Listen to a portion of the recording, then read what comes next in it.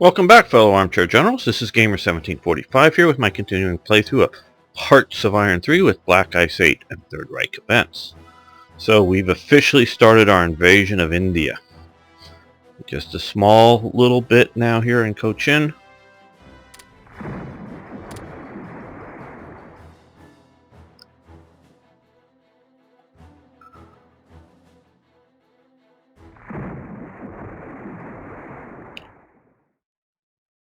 Often I don't know why we haven't gotten it yet. Often I get the Indian Liberation Army event that nice bunch of troops to help out. Maybe just I'm doing this a little earlier than sometimes.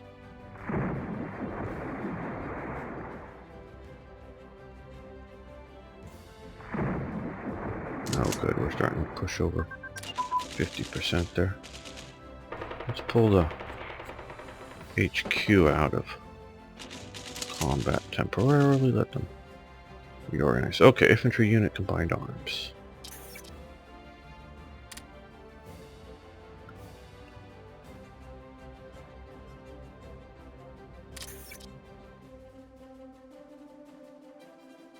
Okay, those are mostly all looking good.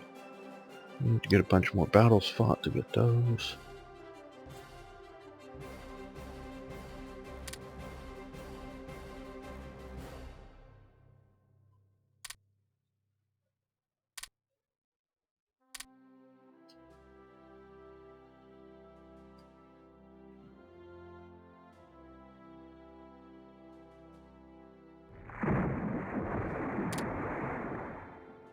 We're still struggling for supply here.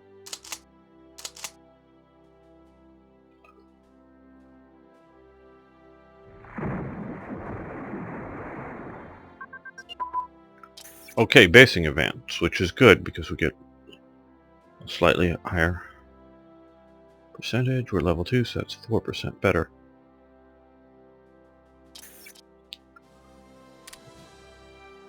Basing capability here.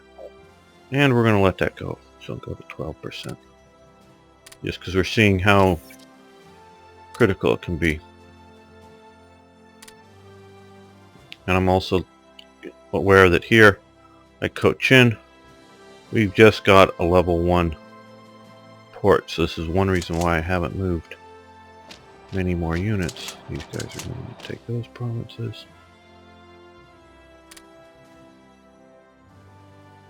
What I will do though is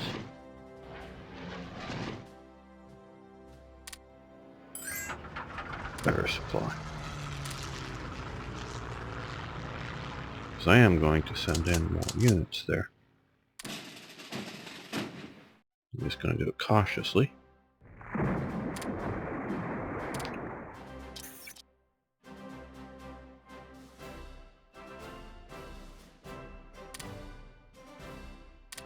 No fuel. No.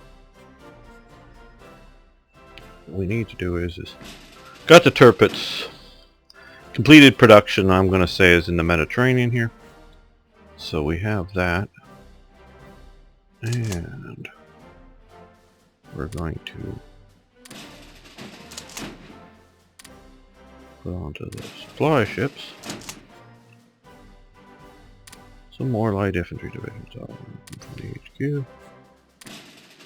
Okay. Not a lot, but some. Initially go, since we don't know what's going to be on. Oh shoot. Send to Colombo, click the wrong click.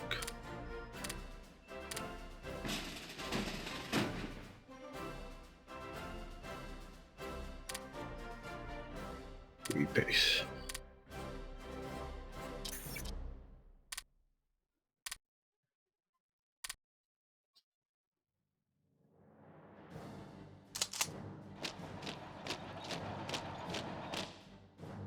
They must have come over from there.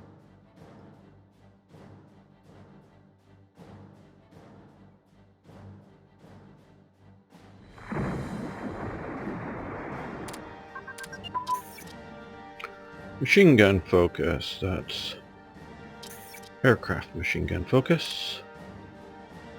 Good.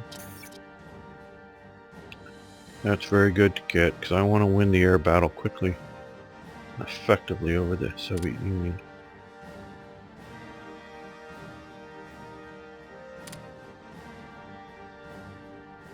Pursuit of that. Let's continue researching there.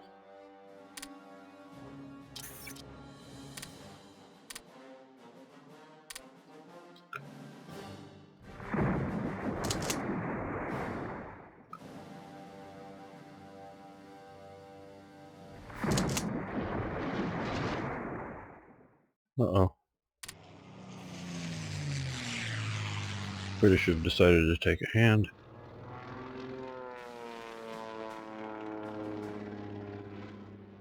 Where they're basing out of.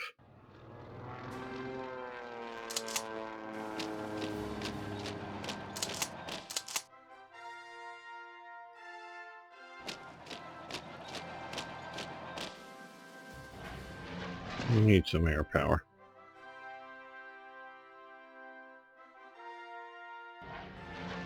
Oh, we need to stop operating. There we go. Now, level 4, but I'm just worried about supply. Now let's try them here.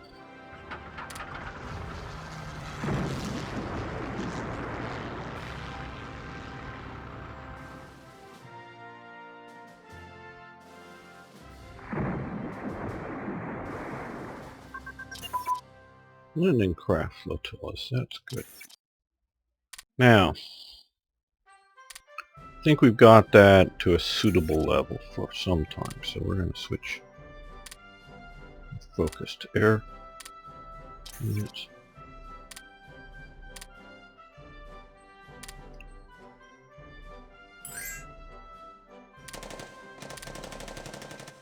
Okay, so we're being attacked. I think we're going to win this. It's good. Very good.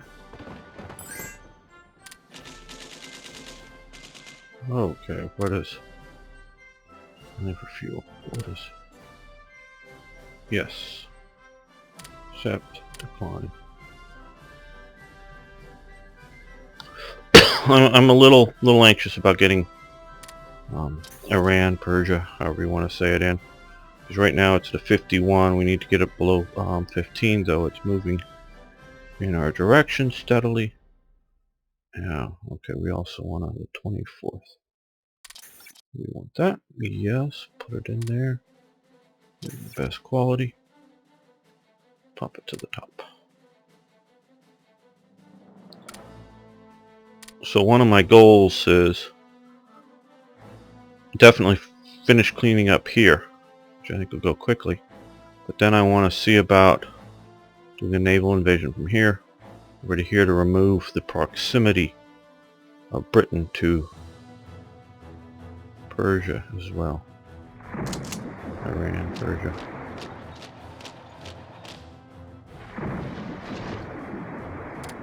Okay. Air intercept this region. There we go. But we want that.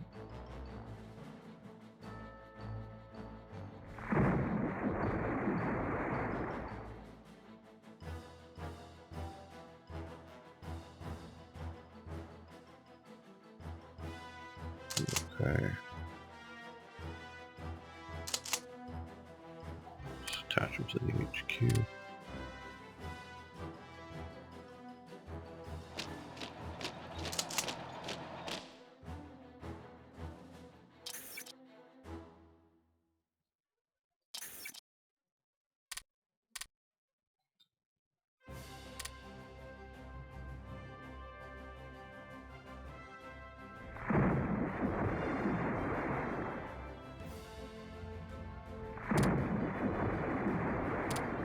Dealing with the Free French. They won't last long.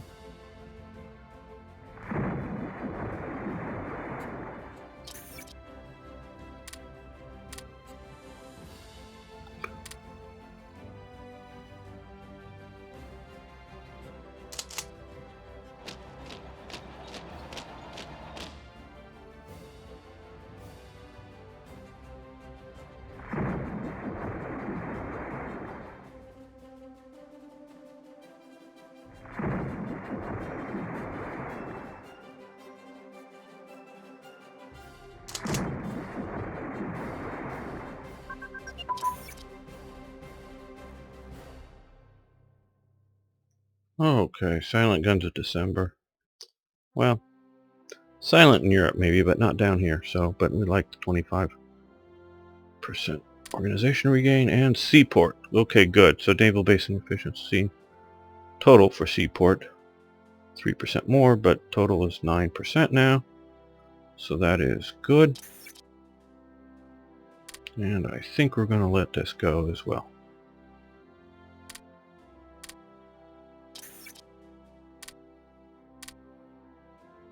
So that this will just help a little bit, but still help. Okay,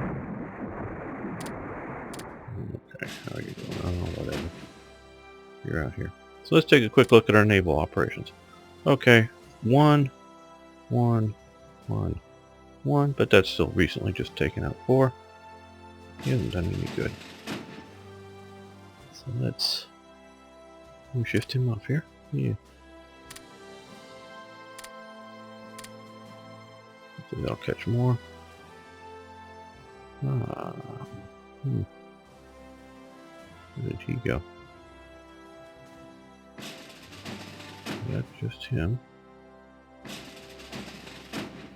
there should be a commerce raider there. We head these guys can head out here.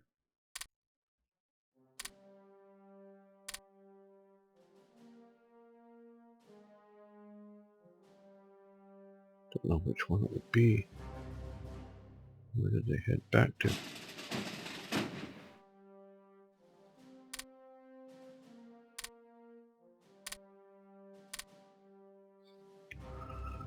I don't know if you guys, where you are, get a series called Hunting Hitler.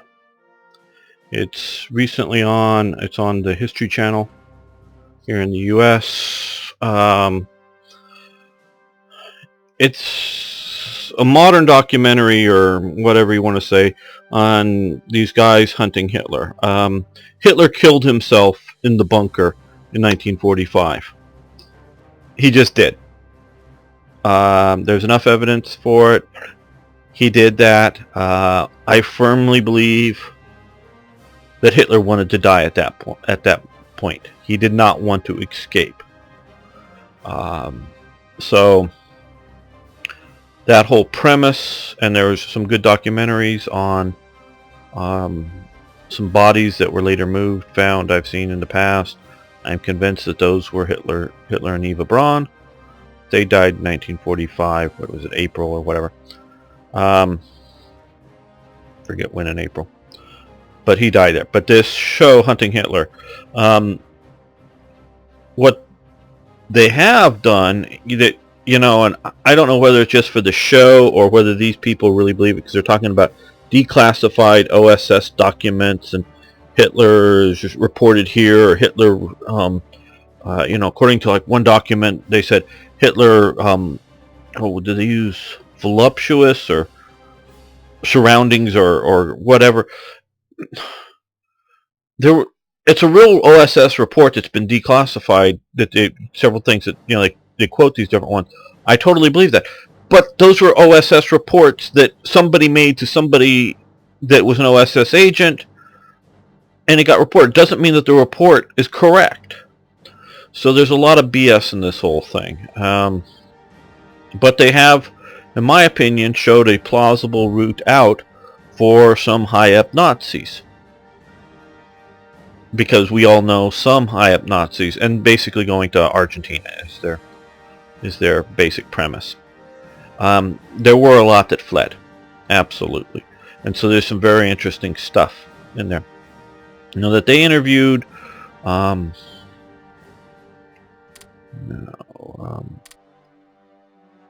it Tenerife or Palmas? It was one of the Canary Islands out here.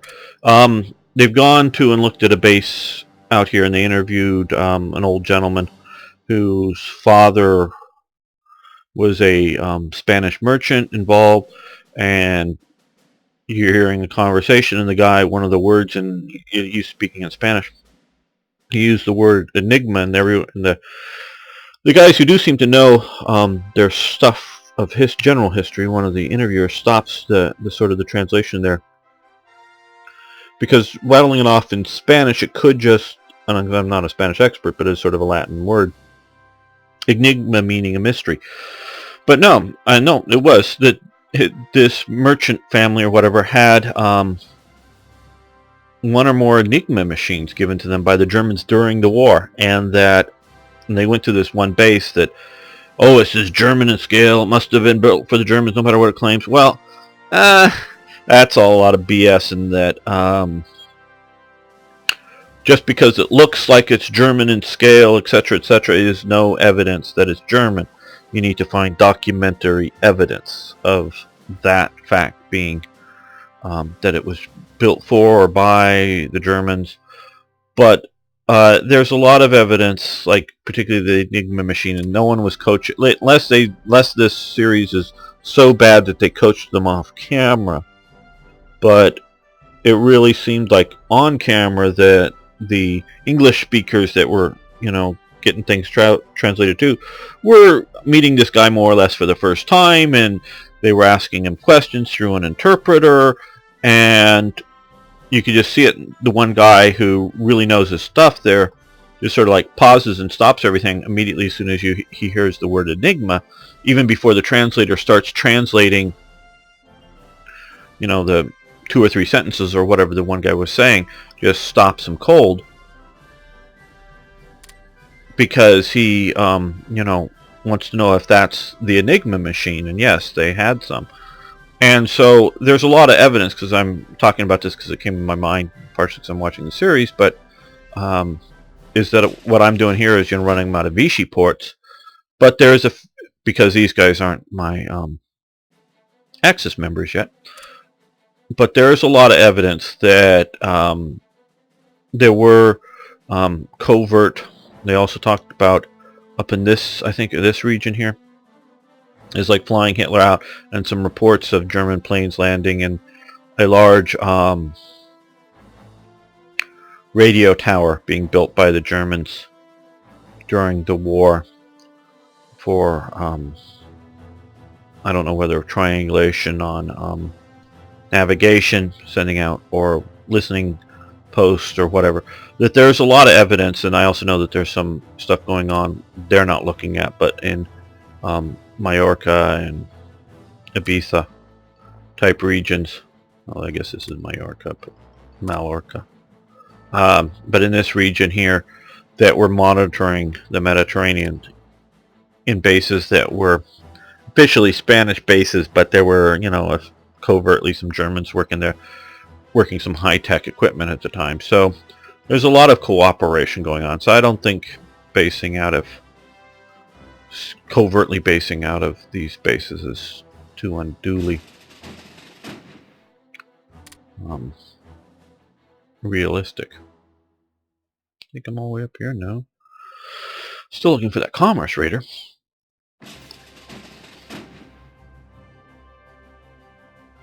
Is there a Vichy port over here? Yeah. Oh, here. There he is. Well, I'm repair a little bit. Okay, back to the war. But if you keep an open mind, particularly not that Hitler was alive, but open mind that these guys are examining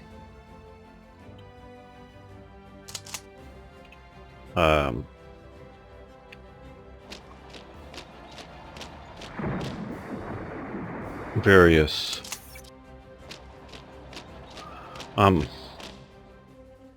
more not so, like I say, don't keep, because I really firmly believe Hitler died in 1945, but that these guys are tracing the route of escaping Nazis, and that they're finding some evidence of that. That I believe is quite real, and I think that they are actually doing that. Blizzards, okay. Northern Europe, the Alps.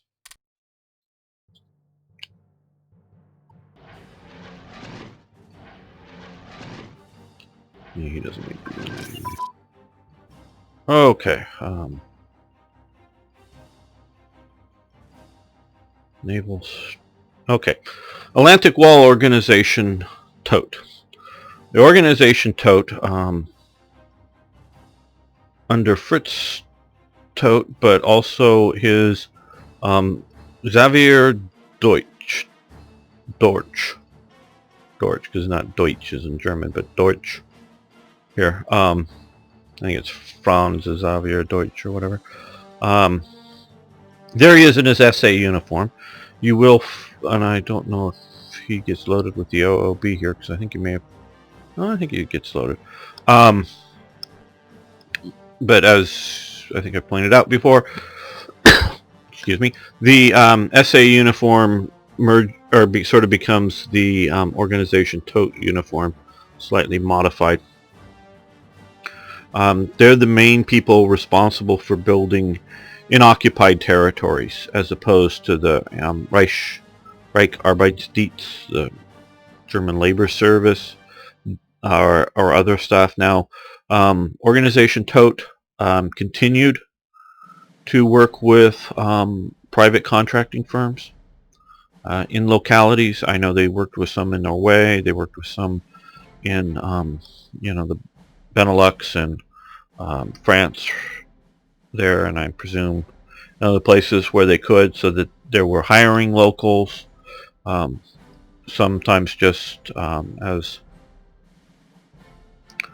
just basic laborers, other times as hiring contract specialty people. And of course, as we talked about a little while ago when we were talking about Norway,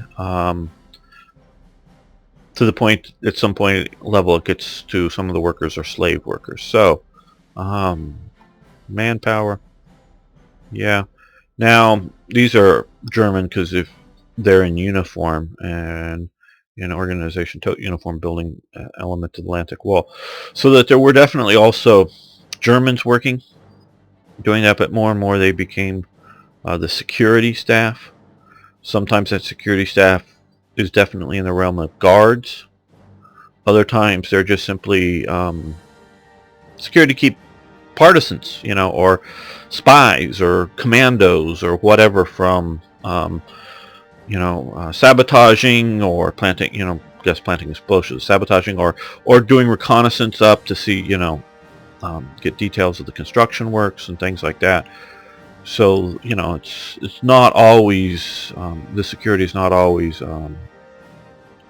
nefarious isn't the right word, but isn't always inherently bad, as in guarding slaves, but it's also security for the works too. So you don't have to do this. You can do this. We're going to do it partially to show the mod off, partially because you saw. Okay, the Tirpitz is launched because it's been launched.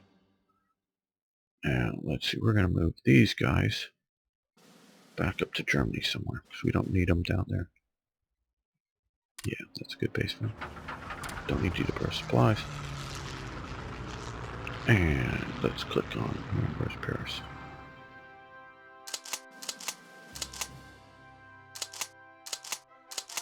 Okay, and there you go.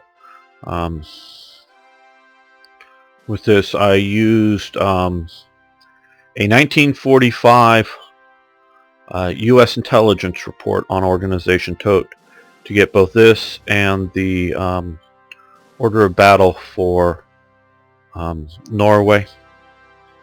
It was published, I believe, before the end of the war, but it deals mainly with here and in Italy. It's very sketchy on the Eastern Front, because they just, it was an American report, and what documents and information they had at the time, when it was published, they hadn't gone through their section of documents in Berlin or whatever. So it was a a wartime document in the theaters that they had operated in best. And these are just all single militia brigades. You can, if you want to, leave them where they historically were, and they fluctuated in strength, both in the security elements, construction worker elements, as work needed to be done. But they worked in Laurent and I think Saint Nazaire as well, building submarine pens, as well as building the Atlantic Wall. So it's quite legitimate to move them wherever you want them to be, or obviously you can stack them, or combine them with there or not. But be a little forewarned that if you at any point you click that to unhook them from the higher command, there's 7 here. You won't be able to get them all back into their thing if you want. Use your Deutsch to command them, but you can use them there. I haven't, and the French command went at least part way into Belgium, and there was another one which I haven't done yet for this part in here, as we've seen before. Maybe I moved them out somewhere else. Yeah, organization Todt Denmark was commanded via Oslo. So now I haven't made a Berlin command yet. Oh, we have the Santa raid coming on, and it's our Christmas here. This was Christmas last year's sort of Easter egg. Doesn't really attack or do any damage to my knowledge, but they sort of zip in and around, sort of as somewhat of an enemy, I guess, because they're oh my god unit. But so we have Santa coming in here, cool. So I don't have a specific higher headquarters to attach these to yet that are historic, but you can attach them to various occupation headquarters if you like. But that's that, and we will be having, or well, don't think we will see it, at least I hope we won't see it, the rather extensive one that I did for Italy, because it only triggers if Italy's losing or have lost, that the Allies are occupying. I don't want to get to that point, so we should not be seeing Organization Todt in Italy. Okay, naval strike tactics have advanced. That's good.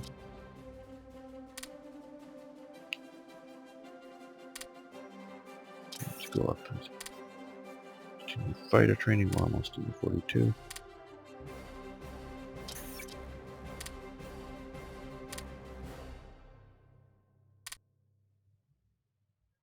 Okay. C4 level 3. Yay.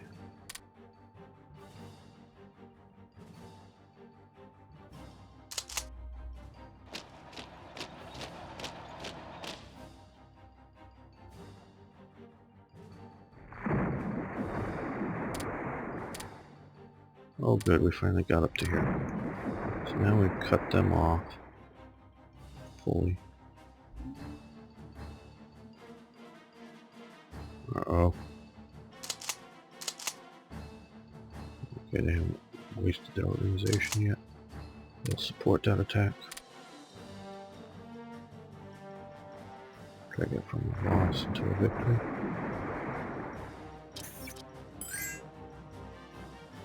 Okay.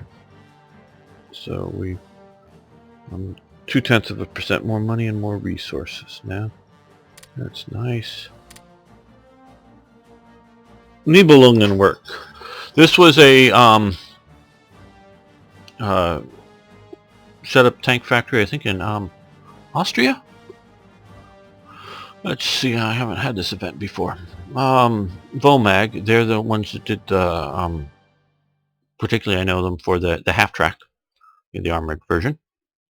Initially built 6 buildings for tank production in 41.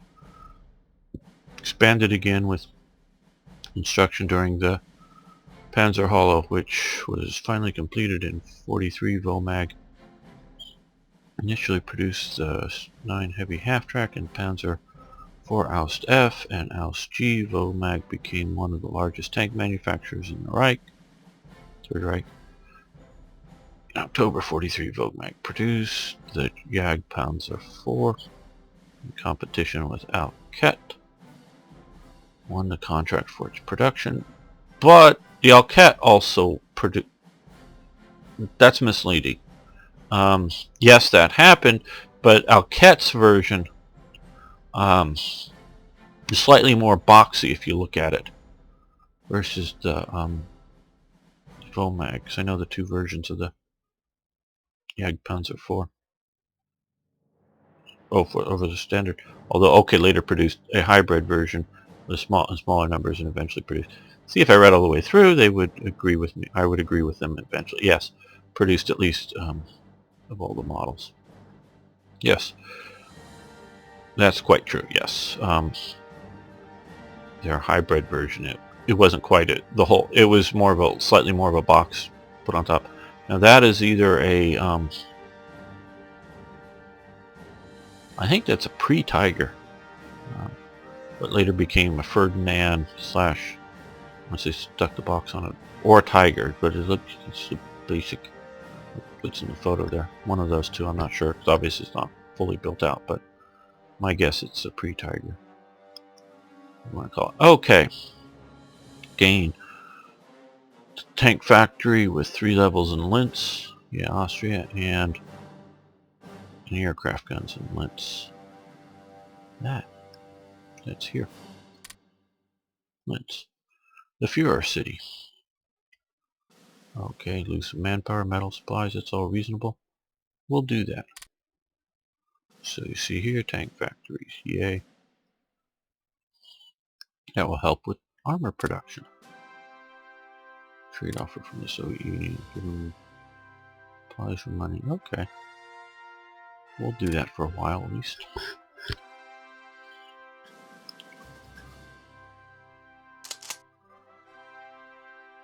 Okay, well you can see here what we've got occupied so far. We're sort of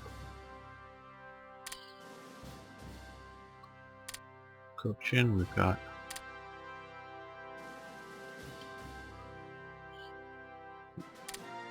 there'll be some decent amount of 12 once we get it there.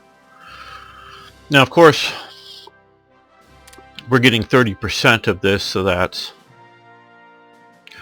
not even 1 IC. Well, with that would be equal to 1 IC basically, and so slightly more than 1 IC. But we've just denied Britain 4 ICs, so it's you know, also you have to look at it that way as well. And let's set up a. Still have 128 of those, so that's good. Resource convoy from here, Cochin. And we'll just go to Athena.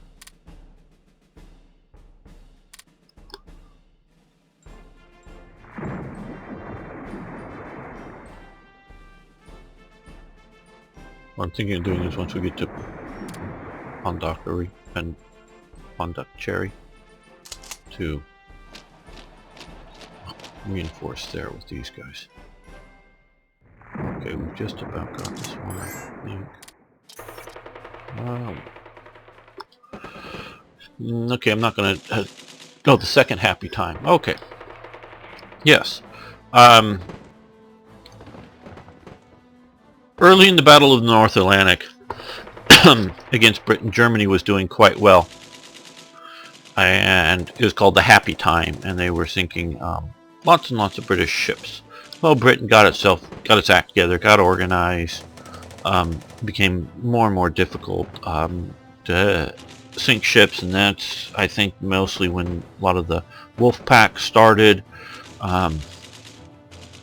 because if you're just one submarine coming after a convoy, the British convoys were able to, or the escorts were able to, you know, come and hunt you down, and even if they can't sink you, just them hunting you makes you dive and do maneuvers, and you're no longer hunting the convoy, if you will. You know, you're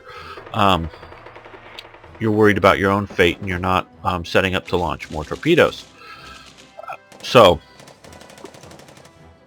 they, the Germans, you know, set up the Wolf Pack, in which once you spotted the convoy, one submarine would try to you know, see it and try to follow it and keep giving updates, and then back in Lorient here, they would vector in other submarines in the area, and then they would all, at a given time, try to attack, like the same evening, not necessarily the same hour. And so when they were like hunting one, up would come another one, and up would come another one. So instead of all of, let's say 4 escorts or whatever for a convoy, all going after one submarine, they'd have to sort of stay with the convoy because they wouldn't know when another submarine would start coming in. So that was why the Wolf Pack was born, because submarines in a way work best if they can be working independent, because they strike from surprise, but that doesn't necessarily work very well. Second happy time is when America gets in. You've got all this coast. America is incredibly unprepared in any real sense. It takes me a little while to even get,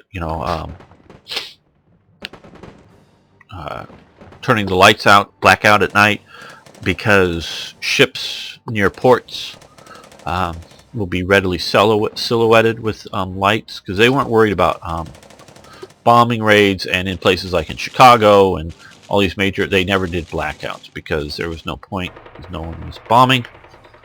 They were just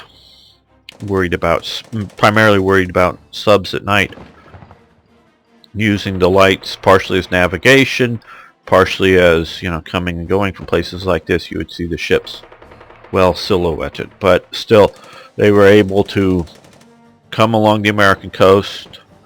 There was just too much traffic, too fast for them to organize convoys and build enough convoys. They used a lot of civilian vessels that they put a few guns, guns as in almost machine guns on them, and depth charges, but without sonar, without hardly anything else. And so it took them a while to get their act together. So that was the second happy time. So we got convoy rating efficiency beefed up there. That's good.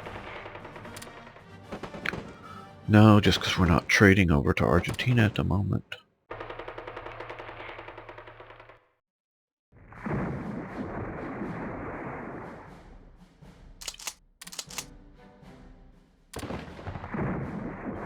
Okay, which one is about these guys? I'm going to re-add them to the battle. So they got themselves organized up again.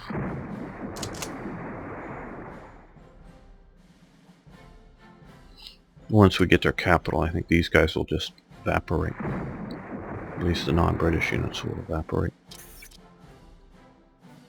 Alright, yes, we want another commerce raider. And he's already out of supplies. So these guys are going to fly him supplies. Now this is one of the reasons I'm using these light infantry, because they use a lot less supplies.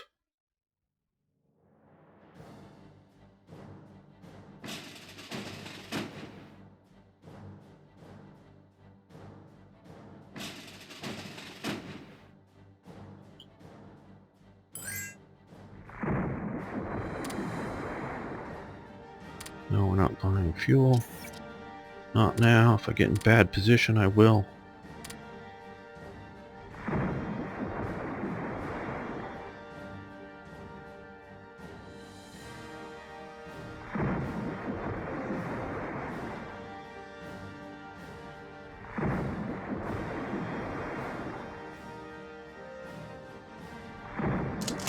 Cross the river before attacking.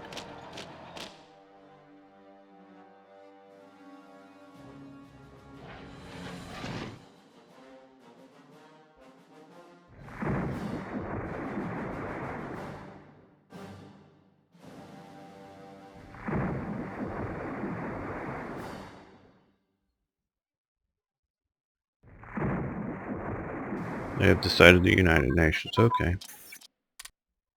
Not that that's worked out all that well, but okay. Cormorant. Yes, we'll take another commerce raider. Airborne unit training has advanced.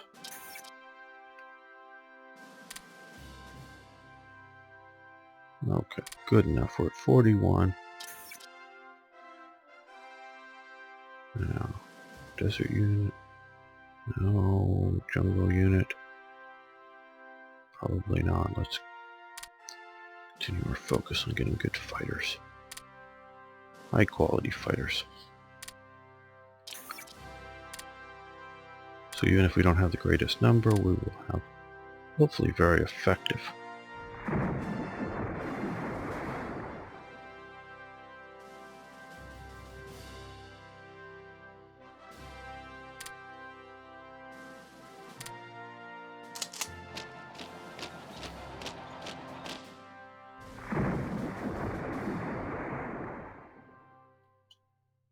Now let's secure another port.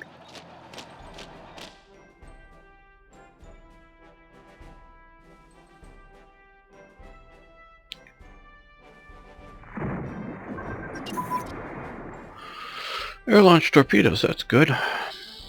Keep all those.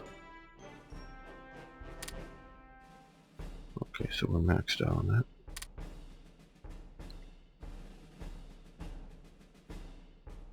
Okay, those are doing fairly well tech-wise.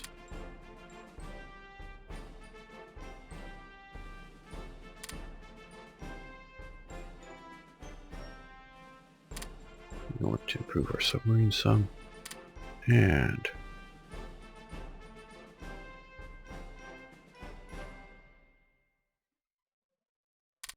okay, so now Japanese via event have invaded here. It's nice of them to notify us. Now hopefully the AI will get its act together and get going.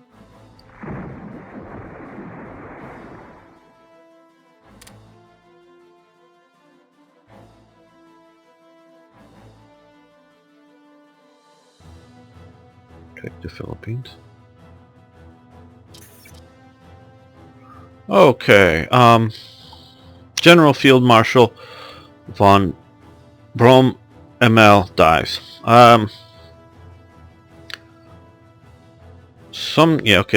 This time the leader event looks like it'll work, and remove him from that. He was a Austrian, very respected general, rather aged, but did have a command during the Second World War as well.